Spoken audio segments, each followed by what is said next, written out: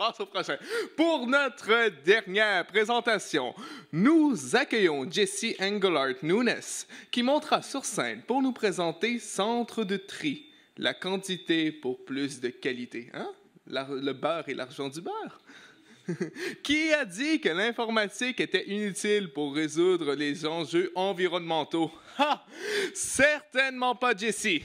Équipé d'un baccalauréat en génie logiciel, il a décidé d'appliquer son savoir-faire sur la gestion des déchets alors qu'il finit sa maîtrise en génie de l'environnement.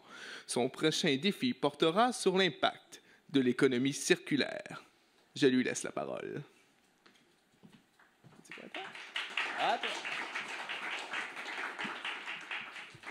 Eh bien, merci beaucoup pour la présentation. Le saviez-vous? En fait, plus qu'un centre de tri accepte de bacs bleus, de bacs verts, plus qu'il y a tendance à en mettre aux poubelles. Puis à l'inverse, moins qu'il en accepte, moins qu'il en met aux poubelles. Toujours pour une tonne donnée, là, à base comparable. Puis bien, à Montréal, on a été tellement intelligent qu'on a décidé de faire un gros centre de tri qui en rejette beaucoup. Pourquoi? Bien, parce que ça coûte moins cher, naturellement. Et ce n'est pas les seuls problèmes qu'on a pour... Je vais voir si je peux prendre ça.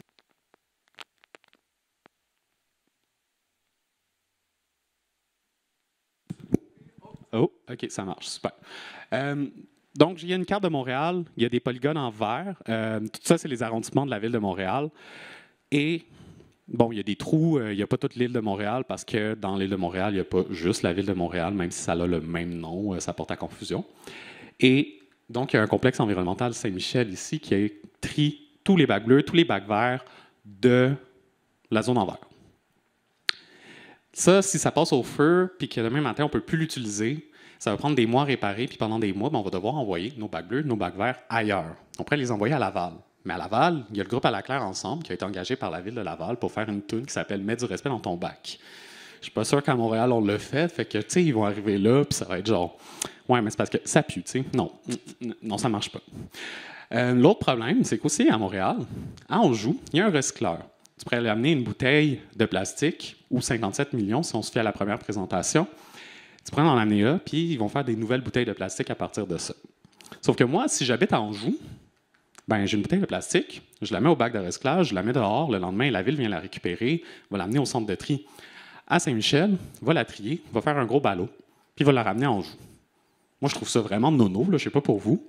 Fait que ce que j'ai réussi à démontrer à travers ma maîtrise, c'est qu'en fait, c'était plus intelligent d'en avoir plusieurs à Montréal. Puis là, il faut se demander la question, mais plus intelligent, comment? Fait que pour ça, j'ai fait des mesures.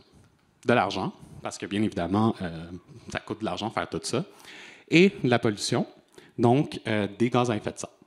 Pour l'argent, j'ai considéré 3 choses. Donc, la récupération, il faut payer le gros camion, il faut payer ses assurances, il faut payer les gens, il faut payer plein d'affaires juste pour avoir quelqu'un qui ramasse nos bacs. Pour le tri, j'ai appliqué aussi le concept du pollueur-payeur. En fait, donc, plus qu'un centre de tri rejette, plus ça va coûter cher trier. N'est-ce pas merveilleux? Et pour l'investissement, bien évidemment, ben, ça coûte de l'argent bâtir tout ça, qu'on veuille en bâtir 19, qu'on veuille en bâtir 3, 4.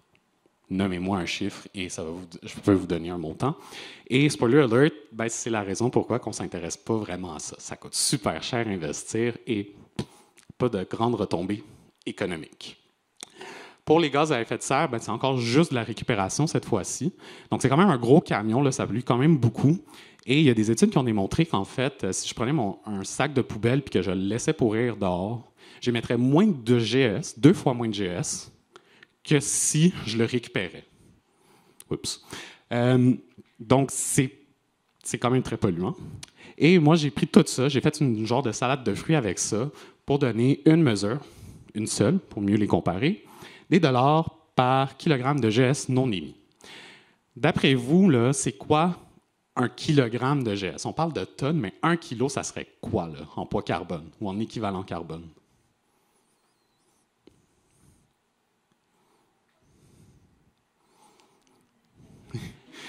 Gros silence, c'est pas évident. Même moi, je me posais la question en faisant la présentation. Le plus proche que j'ai trouvé, c'est à peu près un livre. Un livre, c'est à peu près 1 à 2 kilos, dépendamment de si tu t'imagines le petit livre de poche ou un roman de Harry Potter, gros format, là. Donc, combien d'argent qu'on va faire pour ne pas émettre le poids carbone d'un livre. Et pour avoir cette base comparable-là, j'ai considéré la réalité, donc le complexe environnemental Saint-Michel, puis après ça, je considère les scénarios plus fictifs, donc un par arrondissement, par exemple. Ce que j'ai découvert, notamment, c'est que mes résultats, c'est un peu comme Nelson Muntz dans Les Simpsons. Ça se moque de moi à chaque fois que je suppose quelque chose. Tu sais, je suis comme un peu malheureux, puis c'est comme « ça marche pas, mon affaire ».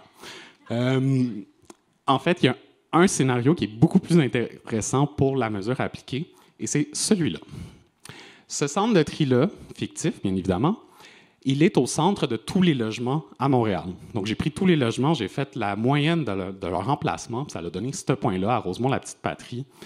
Eh bien, c'est techniquement le même centre de tri que le complexe environnemental Saint-Michel. Ça veut dire que pour trier, c'est le même montant. Pour investir, c'est encore le même montant. Mais, comme il est plus proche de tous les logements, eh bien, il y a moins de distance à parcourir. Puis vu qu'il y a moins de distance à parcourir par des gros camions, ça prend moins de temps, ça prend moins d'argent, moins de gaz à effet de serre aussi. Le chiffre magique, là, ça serait à peu près 2,59 $ d'économie d'argent et de GS en même temps. Donc, tu n'achètes pas un livre puis on te donne 2,60 $. Tu sais, ça... Je sais pas. Il me semble qu'il y a quelque chose qui ne marche pas. Puis si c'était vraiment le cas, là, je ne serais pas là pour présenter, puis je ne pense pas qu'on aurait un événement qui s'appellerait Urgence climatique. Je dis ça, je dis rien. Mais il y a encore des problèmes, juste en considérant les problèmes que j'ai nommés plus tôt, eh bien, on est encore pris avec un seul centre de tri qui fait beaucoup de rejets. Ça tombe en panne, c'est encore à Laval, puis c'est encore à la Claire ensemble qu'on va devoir aller confronter. Là. On n'est pas mieux parti. Et donc, il y a des problèmes. Et j'ai donc approfondi un petit peu pourquoi ça marchait.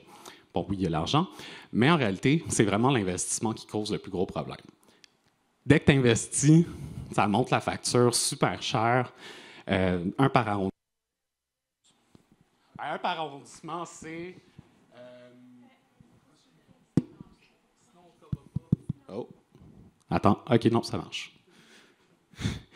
Excusez. Donc, un par arrondissement, c'est genre 80% de la facture de la mise en place. C'est genre, hey, il faut que je bâtisse des affaires. Donc, ça ne marche pas, mais si on en met un par arrondissement, ce qui est le fun, c'est qu'une fois que c'est investi, l'investissement, c'est comme l'hypothèque. Tu payes ton hypothèque, c'est fini, tu ne payes plus rien, plus jamais, presque. Donc, c'est la même affaire. Et ben, une fois qu'on a ça, ben, c'est toujours moins de distance. Puis en plus, vu qu'il y en a plusieurs, ils vont encore moins loin. Imaginez l'île Bizarre, là, complètement à l'est. Aller jusqu'à Rosemont-la-Petite-Patrie ou aller à l'île Bizarre, c'est déjà beaucoup moins de distance à parcourir, moins de temps, moins d'argent, moins de pollution et tout ça. Donc, en plus, c'est des plus petits centres de tri, donc moins de rejets, ça coûte toujours moins cher. Et donc, ça amplifie vraiment l'effet là, du j'achète pas un livre puis je reçois genre 100$ à la place de 2,60$, une fois qu'on a fini d'investir. Donc, mais c'est pas parfait, cette méthode-là, parce qu'il y a un point rouge. Hein, donc, il y a une raison pourquoi il est en rouge. Le point rouge, c'est la place des Arts. On n'est pas loin de la place des Arts, on n'est pas loin du quartier des spectacles. Bon, méchant coup pour l'acceptabilité sociale. T'sais, moi, je n'imaginerais pas être au festival de jazz, écouter le fou solo d'un saxophoniste, puis d'entendre une grosse machine faire bip, bip, bip, ou l'espèce de grichement vraiment weird qu'ils font pour pas faire le bip malaisant. T'sais. Non, ça marche pas. Bonne chance pour vibrer avec ça. Moi, non, ça marche pas. Donc, il y a une limite à mon étude. C'est vraiment juste que j'ai fait. J'ai pas considéré autre chose que du résidentiel puis du non-résidentiel, mais j'ai été assez smart. J'ai un bac en génie logiciel, donc j'ai tout programmé ça. Jetez-moi pas des rushs, là. Moi aussi, j'ai un ordi qui a fait rouler le modèle, puis bon, l'intelligence artificielle, ça pollue beaucoup. Oups. Moi, j'ai juste un ordi de gamer qui a fait ça à ma place, là. Donc, mais l'avantage avec ça, c'est que maintenant, si on veut dire, OK, mais regarde, je sais, ça n'a pas de bon sens d'aller à la place des arts, je vais dire, ben oui. Tu veux aller où? Ah, ben, tu sais, il y a un terrain vacant, comme 2 kilomètres. Tu sais, lui, là, on ne sait pas quoi faire avec. On peut-tu en mettre là? Comment, regarde, on va rentrer ça dans le système, là. Puis on va attendre une semaine, puis on va aller prendre un café, puis on va travailler, on va être des gourous de la productivité. Puis, dans une semaine plus tard, on aura le résultat, puis on a amorcé une réflexion. C'est ça qui est merveilleux. Tellement merveilleux que je compte utiliser cette même approche-là pour mon doctorat.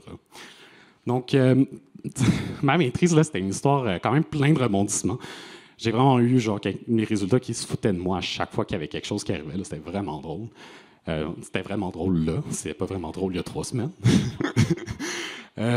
Si vous avez une chose à retenir de tout ça, c'est que c'est le fun qu'il y ait plusieurs centres de tri, mais c'est quand même important que ça soit intelligent. Puis une des raisons d'être intelligent, c'est de considérer qu'il y a déjà un centre de tri à Montréal, puis qu'il y a d'autres choses à Montréal que des logements.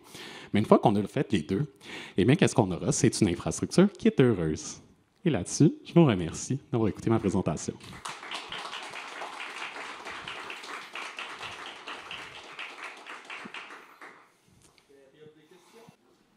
Merci beaucoup pour la présentation. Je m'excuse, j'ai toujours des questions, mais c'est des sujets qui m'intéressent beaucoup. Alors, est-ce que tu as regardé entre la distance parcourue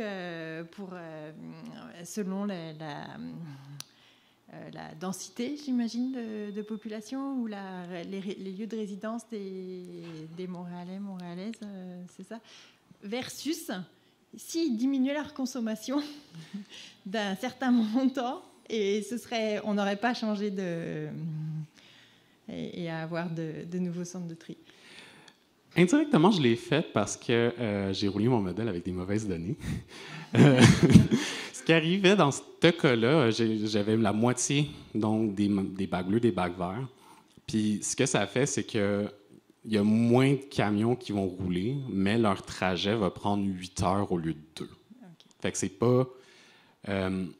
si jamais ça diminue drastiquement, il va falloir repenser pas juste le centre de tri, mais vraiment comment on va les récupérer, ces matières-là, parce que sinon, on va avoir des trajets de 8 heures, puis on va avoir la CNSST dans le cas de à Ville de Montréal, faire comme hey, l'overtime, il y en a un petit peu trop. Là. Et puis, je me permets une autre question. Et les centres de tri, parce que il y a l'enjeu, la disposition, mais on sait que la disposition, c'est souvent relié aux espaces disponibles et puis, on va dire, à l'acceptabilité sociale de ce type de lieu-là. Est-ce que, a priori, c'est réaliste de penser qu'on pourrait en mettre à plusieurs endroits? Ça va être une question qui va être assez difficile. Le réalisme de tout ça, je ne l'ai pas approfondi. Il y a tout aussi un conflit dans la sphère citoyenne à Montréal qui est comme « Ah ouais, mais il y a du pas dans ma cour. » là. Quand on a voulu faire un centre de biométhanisation à Saint-Michel, donc faire du biocarburant à partir des bacs bruns, ça a été refusé par la population parce qu'elle était comme « Ouais, mais attends, on a eu un dépotoir, on a eu une carrière, on a un centre de tri. Non, regarde, on en a eu assez, c'est fini. Là. Non, moi, je veux pas ça. » Puis on a eu cet effet-là de pas dans ma cour. On a été obligé d'aller avoir plein d'autres situations. Fait que ça sera à approfondir. Moi, j'ai été voir juste pour lever le flag de comme moi, c'est bien beau, mais il faut que tu considères la hospitalité sociale, mais j'ai pas été plus loin que ça. OK, merci beaucoup. Oui, j'avais une petite question. Dans le fond, comme on l'avait vu dans la présentation précédente, on avait dit que seulement à peu près, si je me rappelle bien le chiffre, 9 % des matières recyclables sont réellement recyclées.